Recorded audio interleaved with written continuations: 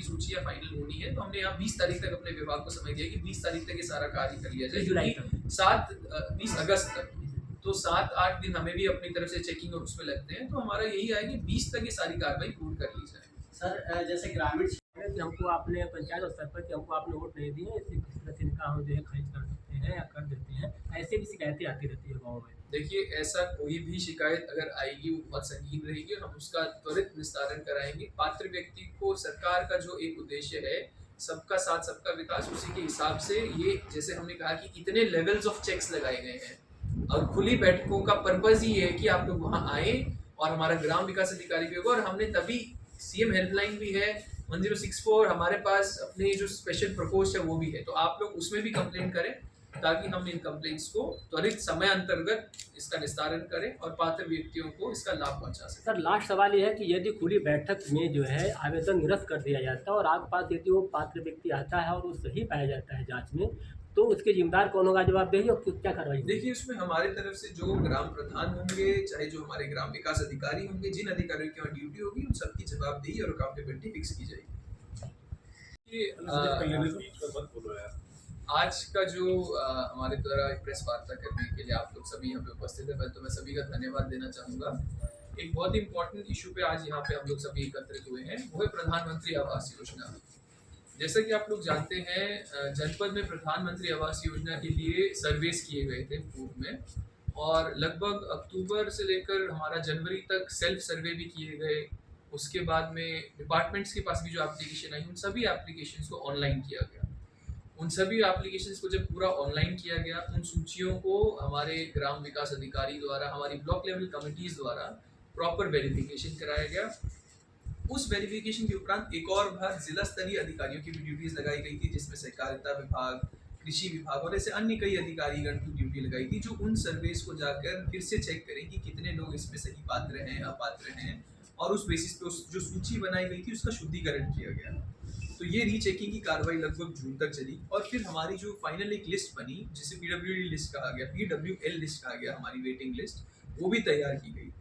आखिरी में जो आज के समय में हमारी जो ये लास्ट लिस्ट है, ग्राम पंचायतों के साथ शेयर की गई है। आप सभी को पता होगा कि खुली बैठकें लगातार हमारे द्वारा कराई गई, और ग्राम पंचायतों में भी ये अनुरोध किया गया कि जितनी ज़्यादा पार्टिसिपेशन हो सके वो करें, और कोई भी ऐसा व्यक्ति जो पात्र हो, पात्रता सूची से ना छूटे, और कोई भी अपात्र व्यक्ति ना आए, जिसके लिए पंचायतों को, डीपीआरओ को, पंचायती राज विभाग को भी लगाया गया, ब्लॉक डेवलपमेंट ऑफिसर्स को भी निर्देशित किया गया, और उसके द्वारा हमारे यहाँ से प्रॉपर वहाँ पे ग्राम पंचायतों में खुली बैठकें की गई। भाई फिर भी हमारे पास सीएम हेल्पलाइन हुए, कुछ ऐसे जगह से इश्यूज आ रहे थे कि अपात्र लोगों को भी जोड़ दिया गया है। कोई यहाँ पे कंसर्न्स थे कि यहाँ पे कुछ लोगों के द्वारा ऐसा नेक्सस बनाया जा रहा है। उसी संदर्भ में मैं कहना चाहूँगा कि हमारे द्वारा पुनः हर एक ग्राम प्रधान को एक डीओ लेटर भेजा है।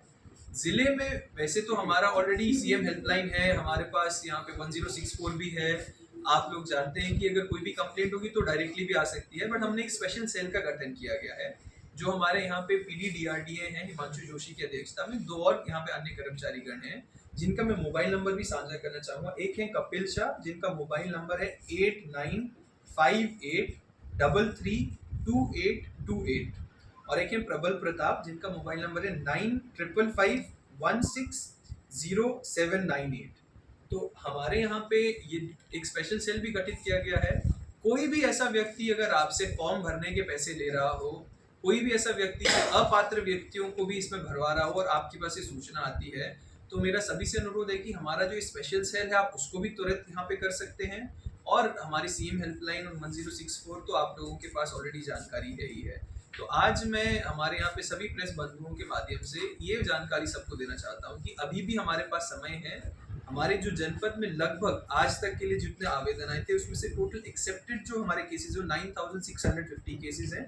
डिस्प्यूटेड जो केसेस थे वो लगभग 8524 थे। टोटल नंबर ऑफ जो एलिजिबल हमारी जो पीडब्ल्यूएल निकली है उसकी है 11602। अभी तक 11602 की हमारे पास सूची आ चुकी है, जो कि बहुत ही बड़ा नंबर है। और अभी भी हमारा आखिरी इसी मैसेज को हमारा आप लोगों तक पहुंचाने का उद्देश्य है कि आप सभी लोग सचेत रहें। कोई भी आप लोगों के वहाँ ऐसा डाउट रहता है तो ग्राम पंचायत की जो खुली बैठक है, आप अपने ग्राम प्रधान के पास जा सकते हैं। अगर आप वो ऐसे व्यक्ति हैं जो एलिजिबल क्राइटेरिया के अंतर्गत आते हैं, अगर आपके पास पक्का मकान नहीं है, आपकी मासिक आय 15,000 से कम है और कम से कम 10 ऐसे एलिजिबिलिटी क्राइटेरिया है जिसके अंतर्गत आप लोग आते हैं, तो आप जरूर अपना आवेदन हमारे ग्राम पंचायतों के माध्यम से करें। और ये आखिरी बार ये हमारा अपॉर्चुनिटी है। इसके बाद जब लिस्ट फ्रीज हो जाएगी तो उसके बाद कोई भी ऐसा व्यक्ति को हम लोग ले नहीं पाएंगे जो यहाँ पे पात्र भी होगा। एंड फिर वो जब तक वो प्रधानमंत्री आवास योजना पूर्ण नहीं होगी, फिर अगले 2 साल या जब तक वो पूर्ण नहीं होती है उसके बाद तक नहीं रहेगी। तो हमारा सभी लोगों से अनुरोध है कि